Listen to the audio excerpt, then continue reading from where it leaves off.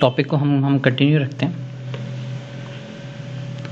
हमारे पास आज जो टॉपिक है उसके अंदर हम डिस्कस करेंगे स्टेट्स ऑफ मैटर।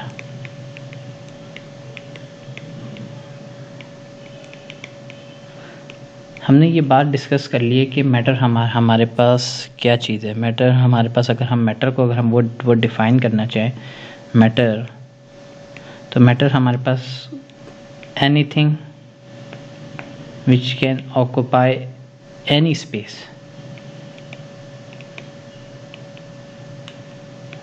और anything which has a volume और वॉल्यूम उसके पास हो, तो वो हमारे पास मैटर है।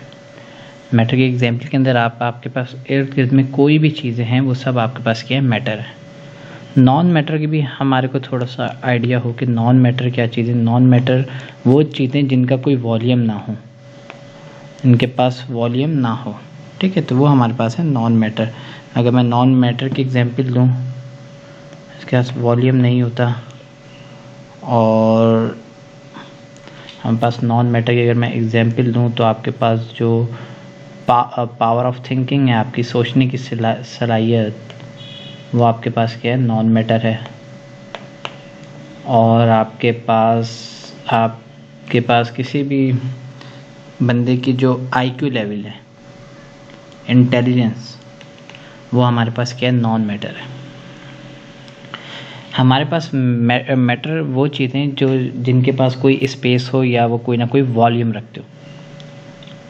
हमारे पास मैटर को फिज़िकली हम ऑब्ज़र्व भी कर सकते हैं मैटर, और कुछ हमारे पास जो मैटर हैं या मटेरियल्स हैं उनको हम फिज़िकली ऑब्ज़र्व नहीं कर सकते, इन अ सेंस कि हमारे पास किसी इंस्ट्रूमेंट्स के फॉर्म में उसको ऑब्ज़र्व किया जाता है। मिसाल के तौर पे आपके पास एक बड़ी सी कोई रॉड है, किसी भी मेटल की हो सकता है, ये आयरन रॉड है,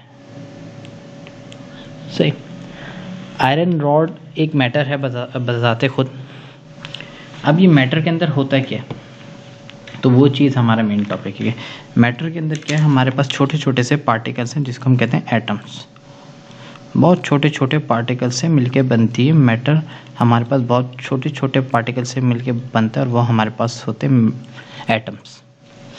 एटम्स के अंदर हम बात कर चुके हैं। एटम्स के अंदर हमारे पास सब एटॉमिक पार्टिकल्स भी हैं।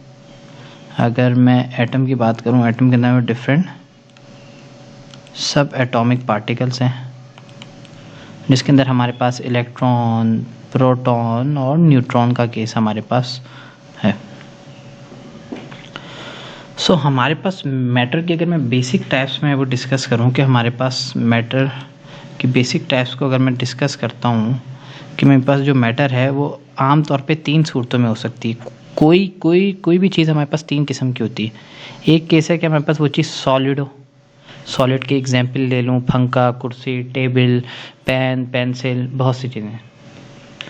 दूसरा केस क्या है, हमारे पास वो चीज़ क्या हो, लिक्विड हो, पानी, जूस, शरबत, शहद, बहुत सी चीज़ें हैं। आपके पास इंक, वो आपके पास हो। तीसरी चीज़ क्या है, वो आपके पास गैस हो, गैसेस के अंदर आपके पास हवा के बाद आपके पास जो आप परफ्यूम वगैरह, परफ्यूम बताते खुद आमतौर पे लिक्विड होता है, लेकिन हम उसको कंप्रेस करते हैं, और लिक्विड को मतलब गैस है, आपको बज़ाहिर वो लगता है कि वो लिक्विड है, लेकिन वो कंप्रेस गैस है। तो जैसे ही आप उसकी नोज़ल को प्रेस करते हैं तो वो गैस की फॉर्म में निकलता है। तो ये हमारे पास परफ्यूम हो गए, हमारे पास बहुत से इनहेलर्स हो गए, ह्यूमिडिफायर हो गए। फ्रिज के अंदर हमारे पास फ्रिज के अंदर जो गैसेस डलती हैं वो हो गई CFC, क्लोरोफ्लोरो। हमारे पास हम कोल्ड ड्रिंक पीते हैं, उसके अंदर हमारे पास कार्बन डाइऑक्साइड गैस होती है, इसलिए हम इसको कहते हैं कार्बोनेटेड ड्रिंक्स। तो हमारे पास 3 मेन मैटर्स की टाइप्स हैं, सॉलिड, लिक्विड और गैस।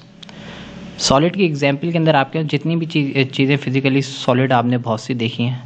ख़ास तौर पे अगर हम सॉलिड के अंदर हम बात करें कि सॉलिड की प्रॉपर्टीज़ क्या होती हैं, आप ये बात जानते हैं जो सॉलिड है वो लिक्विड और गैस के मुकाबले में ज़्यादा टेक्सचर वाइज हार्ड होता है। सॉलिड्स के अंदर हमारे पास एक ख़ुसूसियत है कि अगर एक इलेक्ट्रिक की एक आपके लोहे की रॉड है तो वो करंट को पास करती है, ये बात भी सही है, क्योंकि सॉलिड्स में हमारे पास फ्री इलेक्ट्रॉन होते हैं। ये बात हमने मेटालिक बॉन्ड के अंदर भी वो थोड़ी सी डिस्कस की है। एक और हमारे पास सिनेरियो हो सकता है, लिक्विड सॉलिड्स के अंदर फ्लो नहीं होता, मतलब वो बहते नहीं है एज़ कम्पेयर टू लिक्विड और गैसेस। लिक्विड अगर आप पानी कहीं पे गिराते तो पानी का फ्लो होता है स्ट्रीमलाइन। आप गैस का अगर वो परफ्यूम कहीं पे स्प्रे करते हैं या कोई आप कीड़े मार स्प्रे जो होते हैं, इंसेक्टिसाइड या पेस्टिसाइड आप स्प्रे करते हैं तो वो पूरे घर में फैल जाता है।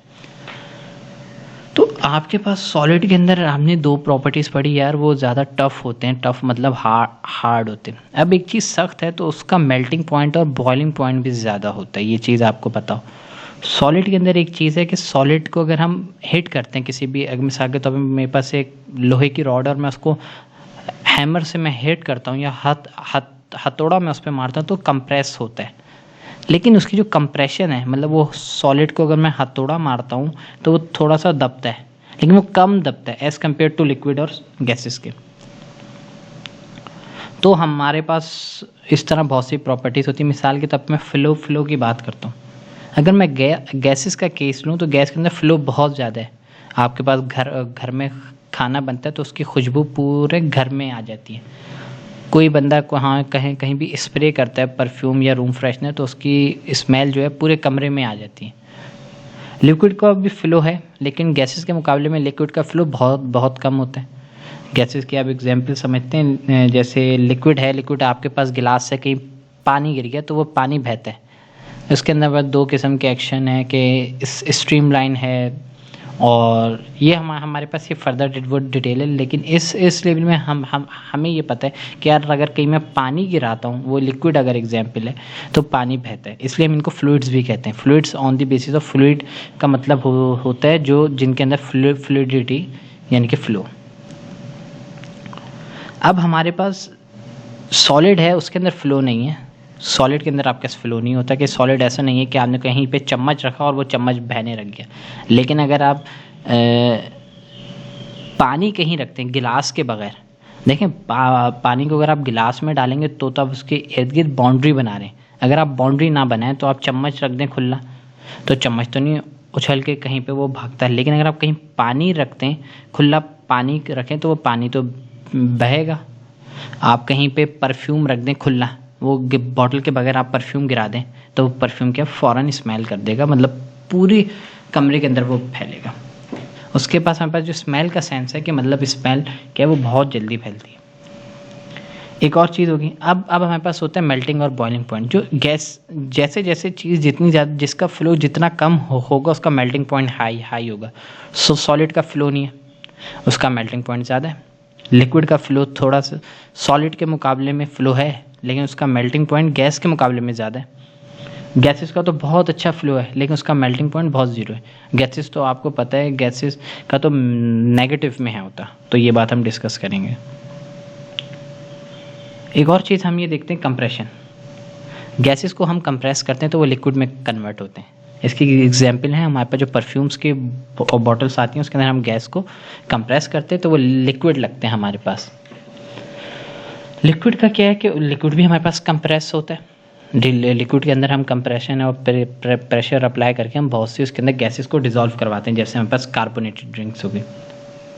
और सॉलिड क्या है, उसके अंदर हमारे पास कंप्रेशन समहाउ कम है। अगर मैं एक बेसिक में डायग्राम के ज़रिए आपको इन तीनों को मैं बता सकूं तो बताने का मकसद ये ब्लॉक डायग्राम है। अच्छा, ये भी मैं बुक से नहीं मैं लेके चल रहा, मैं आपको जस्ट इसकी ओवरव्यू दे रहा हूँ। आप एज्यूम करें कि आपके पास जो ये है, ये ब्लॉक है सॉलिड का, ये आपके पास है लिक्विड का, और ये आपके पास है गैस का। सॉलिड के अंदर पार्टिकल्स बिल्कुल साथ साथ होते हैं, इसी वजह से इनके अंदर फ्लो हमारे पास नहीं होता। सॉलिड के अंदर पार्टिकल्स हमारे पास बिल्कुल साथ साथ हैं, इस तरीके से जैम पैक, इसको कहते हैं लॉक्ड है।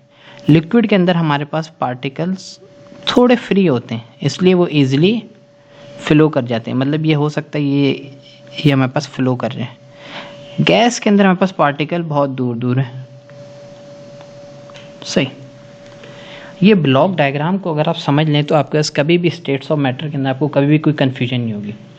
आपने एक चीज़ देखी यार, जो सॉलिड है उसके जो अगर उसके अंदर जो हमारे पास पार्टिकल्स हैं जिसको हम एटम्स कहते हैं, सॉलिड मैटर में जो एटम्स हैं वो बिल्कुल कंप्रेस है, लॉक्ड सिस्टम है। लिक्विड के अंदर ये लॉक्ड सिस्टम नहीं है। लिक्विड के अंदर ये आपके पास इसके अंदर स्पेसेस हैं तो ये आपके पास फ्लो कर जाएगा। गैस के अंदर तो बहुत दूर दूर है। लेकिन अब मिसाल के तौर पे मेरे पास एक फ़ायदा है, अगर सॉलिड के अंदर जो पार्टिकल साथ साथ हैं तो इसका मतलब है कि इसका इलेक्ट्रॉन इस एटम का हमारे पास साथ वाले से अटैच है, मतलब समहाउ नेबर है, तो ये इलेक्ट्रिकल करंट को पास करेगा। लिक्विड के अंदर क्या है कि हमारे पास पॉसिबली है कि पास हो, लेकिन गैसेस के अंदर करंट हमारे पास पास नहीं होता। क्यों? क्योंकि वो बहुत दूर दूर है तो हमारे पास कनेक्शन नहीं बन पाता यहाँ। सही है, ये कनेक्शन नहीं बन पाता। लिक्विड में ये हो सकता है बन जाए, लिक्विड में भी कनेक्टेड होते पार्टिकल, लेकिन एज़ कम्पेयर टू सॉलिड हमारे पास लिक्विड की कंडक्टिविटी बहुत कम है। लेकिन आपके पास एक केस आता है कि आपके पास बारिश के पानी से लोगों को करंट लगता है। बारिश के पानी में क्या कैसे करंट लगता है? कोई तार हो, जो खंभे की तार अगर गिर जाए, या जो हमारे पास जो अर्थ की वायर जाती है उसमें अगर हमारे पास करंट आओ तो पूरे वहाँ पर हमारे पास जो जहाँ पर पानी जमा है वहाँ पे करंट फैलता है, और ये बात सही है। लेकिन इसमें जो करंट के जो जो करंट का जो रेट है ट्रांसमिशन का, वो हमारे पास जो कंडक्टेंस है वो सॉलिड के मुकाबले में कम है। सॉलिड की कंडक्टेंस हमारे पास बहुत अच्छी है, इसलिए आप देखते हैं घर में जो बिजली की तारें वो कॉपर यानी कि सॉलिड से बनती हैं। ऐसा नहीं होता कि यार कहीं पे वो बिजली पानी के ज़रिए पास की जाए। सॉलिड के अंदर डायरेक्शनल करंट जाएगा, लिक्विड के अंदर एक अनपैटर्न वे में जस्ट वो फैल जाएगा। एक और चीज़ हमारे को ये डायग्राम बताती है कि हमारे पास जो सॉलिड के पार्टिकल हैं करीब करीब हैं। इसका मतलब है कि ये हमारे पास देखो करीब करीब का फ़ायदा कि ये स्ट्रॉन्ग बहुत है इसके अंदर बॉन्डिंग। तो इसको अगर मैं कंप्रेस करना चाहूँ, कंप्रेस या किसी चीज़ से हिट करूँ, तो ये क्या होगा, ये इतना कंप्रेस नहीं होगा क्योंकि पहले से लॉक है। ये बहुत ज़्यादा एक कंप्रेस सिस्टम है। अब आप इसको मज़ीद कंप्रेस करेंगे तो स्लाइटली कंप्रेशन तो है, लेकिन इतनी ज़्यादा नहीं है। लिक्विड के अंदर कंप्रेशन हमारे पास सॉलिड के मुकाबले में बहुत ज़्यादा है। लेकिन एक और केस है गैस में तो पार्टिकल बहुत दूर है, तो इसको तो मैं कंप्रेस करूँगा तो ये इस तरीके से बन जाएंगे ना 5 पार्टिकल। ये तो गैस में सबसे ज़्यादा कंप्रेशन होती है। एक और चीज़ आपको समझ आ गई। अब मिसाल के तौर पे हमारे पास है काइनेटिक मॉलिक्यूलर थ्योरी, KMT कहते हैं। वो ये कहता है, काइनेटिक मॉलिक्यूलर थ्योरी हमसे क्या कहती है? वो ये कहती है अगर कभी भी मैं किसी मैटर को मैं हीट करूँगा, मैं गर्म करूँगा, तो उसके अंदर क्या होगी, काइनेटिक एनर्जी आएगी। काइनेटिक एनर्जी क्या कहते हैं? ये फिजिक्स के अंदर ये कॉन्सेप्ट है काइनेटिक एनर्जी का। लेकिन मैं बताता हूँ, अगर आप कभी भी किसी मैटर को, किसी भी एटम को हीट करते हैं, तो हीट करने की सूरत में उसके ऊपर हमारे पास पोटेंशियल आता है, एनर्जी आती है, जिसकी वजह से वो हमारे पास मूवमेंट शुरू करते हैं। मिसाल के तौर पे ये अगर मैं गैस का केस लूँ, तो अगर मैं इसको गर्म करूँगा तो ये आपके पास क्या है, ये पार्टिकल्स जो होंगे मूव करने लग जाएंगे। इसकी एग्जाम्पल लेते हैं। घरों में आपके पास आप कोई पतीली रखें और उसको आप गर्म करें उसमें पानी डाल के, तो आपके पास क्या होता है, 5 से 10 मिनट बाद वो पतीली में से पानी उबलने लगता है। वो है काइनेटिक एनर्जी के पार्टिकल्स को जब मैंने जो लिक्विड डाला उसको जब मैंने हीट किया तो वो पार्टिकल्स हमारे पास मूवमेंट तेज करने लग गए, तो ये कहलाते हैं काइनेटिक एनर्जी। सेम ऐसे ही है कि आप कोई पॉपकॉर्न लें, माइक्रोवेव में डालें और उसको हीट करते हैं 2 से 3 मिनट, तो पॉपकॉर्न आपके पास मूव करता है। फिर आपको एक आवाज़ टक टक टक टक करके वो पॉपकॉर्न आपके पास बनते हैं। तो काइनेटिक एनर्जी का भी एक कॉन्सेप्ट है कि मतलब मिसाल के तौर पे काइनेटिक एनर्जी का रोल, कौन से जो हमारे पास स्टेट है वो ज़्यादा टेम्परेचर से फ्लक्चुएट करती है, वो हमारे पास ये वो रोल आ जाता है। गैस हो गई, लिक्विड हो गई, सॉलिड। तो सॉलिड के अंदर इतनी एक्सपेंशन नहीं होती। देखो जब हम किसी भी मैटर को हम हीट करते हैं, हमारे पास एक प्रोसेस होता है एक्सपेंशन। ये इंट्रोडक्शन वीडियो है, इसमें आप सिर्फ कॉन्सेप्ट समझें। एक्सपेंशन जब मैं किसी भी एटम या मैटर को हीट करता हूँ तो वो एक्सपेंड होता है, फैलता है। सॉलिड्स के अंदर एक्सपेंशन है, थोड़ा सा फैलेंगे, बट लिक्विड में तो एक्सपेंशन बहुत ज़्यादा है। और अगर मैं गैसेस की बात करूँ तो उसकी एक्सपेंशन तो सबसे ज़्यादा है। जिस तरीके से गैस हम सबसे ज़्यादा कंप्रेस कर सकते हैं, उसी तरह गैसेस हमारे पास सबसे ज़्यादा एक्सपेंड होती है। आमतौर पे आपने सुना होगा सिलेंडर ब्लास्ट, सिलेंडर का ब्लास्ट होता है, कितना दूर दूर तक ये वो चला जाता है, वो हमारे पास एक्सपेंशन है। लिक्विड का एक्सपेंशन, घरों में माइक्रोवेव जो हमारे पास जो फटते हैं, माइक्रोवेव हो गए, प्रेशर कुकर हो गए, ये हमारे पास लिक्विड का एक्सपेंशन है। सॉलिड के एक्सपेंशन आप कहाँ देखते हैं? आपके पास इलेक्ट्रिकल सॉकेट है, वो गर्म होता है सॉकेट, तो सॉकेट क्या होता है, जो जहाँ पे आप प्लग लगाते हैं प्लास्टिक का, तो जब वो गर्म होता है तो प्लास्टिक को मेल्ट करके एक्सपेंड करता है, वो है एक्सपेंशन सॉलिड के केसेस में। ये एक्सपेंशन का लेवल आपके पास एक घर से लेकर एक बड़ी इंडस्ट्री पे भी हो सकता है। मिसाल के तौर पे आपके पास ब्रिज होते हैं, जो ब्लॉक हैं, कंक्रीट के ब्रिज होते हैं, तो इसके जो पिलर होते हैं ब्रिज के नीचे, हमारे पास मैं एक प्रैक्टिकल लाइफ एग्जाम्पल देता हूँ। आपके पास एक बड़ा सा ब्रिज है, उसके नीचे हमारे पास फाउंडेशन के पिलर होते हैं, पिलर सही है, बेस, ये ब्रिज है फॉर एग्जाम्पल। यहाँ पर जब हमारे पास जो ब्रिज का जॉइंट लगता है तो हम थोड़ी सी खाली जगह हम छोड़ देते हैं, पूरा सही तरीके से हम फिट नहीं करते। क्यों? क्योंकि जब हमारे पास गर्मियाँ आती हैं तो वो चीज़ एक्सपेंड होती है, तो इसलिए हम वो थोड़ी सी जगह छोड़ते हैं। अगर हम ये जगह ना छोड़ें और गर्मियों में वो चीज़ एक्सपेंड ना हो तो वो उधर क्रैक पड़ जाते हैं। तो हमारे पास थोड़ी सी एक्सपेंड होने की जगह रखते हैं, कोई भी चीज़ हो उसको हम एक्सपेंड होने की जगह रखते हैं।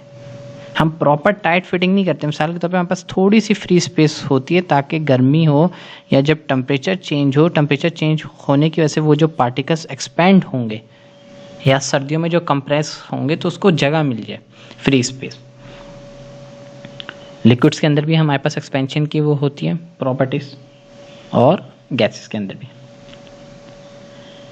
एक और प्रॉपर्टीज हमने है डिस्कस किए कि मतलब मिसाल के तौर पे प्रेशर का इफेक्ट क्या है। मिसाल के तौर पे मैंने देखा सॉलिड के पार्टिकल करीब करीब है, तो मैं इसके ऊपर जब प्रेशर अप्लाई करता हूँ या कंप्रेस करता हूँ तो वो मेरे पास इतना ज़्यादा फ्लक्चुएट नहीं करते। लेकिन मैं लिक्विड में अप्लाई करता हूँ तो वो ज़्यादा कंप्रेस होते हैं एज़ कम्पेयर टू सॉलिड। लेकिन जो गैसेस हैं वो तो बहुत ज़्यादा कंप्रेस होती हैं, उस पर प्रेशर का सबसे ज़्यादा इफेक्ट है। तो ये कुछ जनरल प्रॉपर्टीज है। अब एक चीज़ है डिफ्यूजन, एक्सपेंशन पढ़ ली, कंप्रेशन, एक प्रॉपर्टी होती है डिफ्यूजन।